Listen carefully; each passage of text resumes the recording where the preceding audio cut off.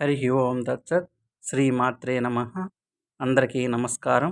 ఈరోజు ఈ వీడియోలో శ్రీ లలితా దివ్య రహస్య సహస్రనామ స్తోత్రంలోని 97వ నామం అయినటువంటి సమయాంతస్థ అన్న నామమునకు అర్థమేమనగా, సమయము అనగా సమయం యొక్క, అంత అనగా లోపల, స్థ అనగా ఉన్నటువంటిది, లోపల నున్నది అనే అర్థము.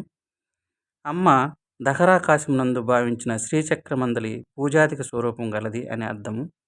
దహరాకాశమునందు శ్రీచక్రమున్నదని భావన చేసి అక్కడ పూజాదులను చేయుట సమయమని రూఢిగా చెప్పబడి ఉన్నది.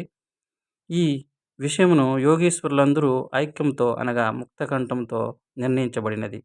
యోగులు చేసిన సాంకేతకం చేతను లేక రూఢి చేతను దహరాకాశమునందు శ్రీచక్ర భావన పూజాదులకు సమయం పేరు పెట్టినారు.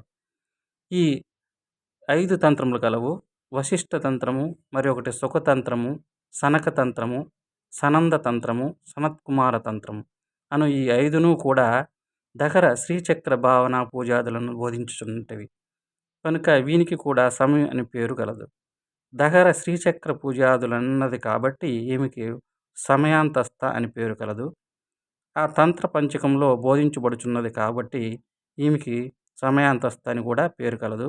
అలాగే శివునికి కూడా సమయం శక్తితో సౌమ్యమును పొందువాడు కాబట్టి శివుడు సమయాంతస్థుడు అని కూడా కలదు. హరి ఓం తత్సత్.